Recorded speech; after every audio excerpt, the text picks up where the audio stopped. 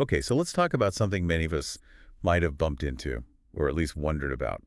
You know, that question, is this ghosting the new modern dating dilemma? Ah, yes, that That feeling. confusing silence, right? Yes, Especially after you felt like there was, a real connection starting. definitely. And you're left spinning thinking, are they just super busy or have I actually been, well, ghosted? It's such a weirdly modern way to disconnect, isn't it? It really is. And that uncertainty, it can be pretty unsettling. You're basically trying to read meaning into nothingness. Yeah, wondering if maybe you read things wrong or if they just, poof, vanish deliberately. Exactly. And how you react might even depend on your past experiences, with relationships and just how people talk to each other. Which actually brings us to DuelVice. They put together this infographic, Oh, yeah. yeah, designed to kind of help people figure out Huh. if they're being ghosted. Yeah.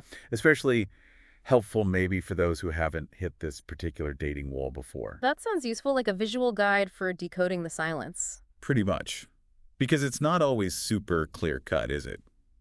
What counts as ghosting, I mean, particularly early on. Right. So the infographic probably looks at like patterns, a breakdown in communication after you've reached a certain point. Exactly, after some level of engagement or, expectation has been set. Makes sense. And DuelVice also brought up a scenario that feels, well, pretty common. That intense week, maybe, lots of chatting, late nights, Yeah. maybe things got intimate. You even made plans for the future, and then just absolutely nothing. Radio silence. Oof. Yeah, that sudden stop after things felt so intense, that creates a real emotional whiplash. Totally. It leaves you questioning if any of it was real. Exactly. The pattern's broken, just like that, with zero explanation. It can trigger feelings of, well, rejection, confusion. Makes it hard to move on. Right, because it taps into that basic need we have for connection, for understanding what just happened. So, okay, you've been ghosted. Duel and Vice, they had slightly different takes on what to do next. Oh, interesting. What were their thoughts? Well, Duel leaned towards sending, like, one final message. Okay. Not really to get back together or anything, but more for personal closure. Yeah. You know, I get that. Sort of drawing your own line under it, even if they don't respond. precisely. Yep. Acknowledging it happened for yourself. It Yeah. speaks to that need for, like, finishing the story, maybe. Yeah, the ambiguity is tough. So a final message, even into the void, gives you back a little bit of agency, helps you frame it and move forward. But then you had Vice's approach, Yeah. which was pretty much the opposite. Okay. Total silence back, Hmm. just cut them off cold, no acknowledgement, just focus on yourself, level up, that whole thing. Right, the self-protection angle. Avoid more potential hurt by just disengaging completely. Yeah. Redirect that energy back to yourself. Focus on your own growth. It's like taking back your power in a situation where you felt powerless. Makes sense, too. Different strategies for different people, maybe. For sure. But here's where they seem to agree. Yeah. If that ghoster pops back up weeks or months later with a casual, hey, Uh-oh. the zombieing, right?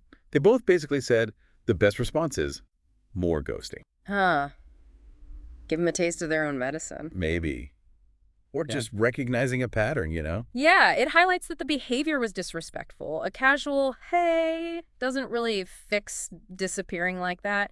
So reciprocating the silence is like setting a firm boundary. Nope, not playing this game.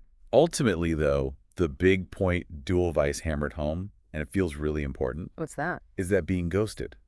It really, truly says way more about the person doing the ghosting than it does about you. Absolutely, 100%. It often points to their issues. Maybe they hate confrontation. Maybe they can't handle difficult conversations. Or just lack basic consideration. Exactly, which reflects their limitations, their communication style, whatever. It's not some judgment on your worth as a person. That's such a crucial thing to remember, I think. Definitely. So we're really curious. Have you navigated the ghosting minefield? Hmm. Been the ghoster, maybe? What happened? How did you handle it? Yeah, we'd love to hear. Drop your stories down in the comments. Let's talk about it. And hey, if you want more chats about figuring out modern dating and relationships, You know what to do. make sure you subscribe.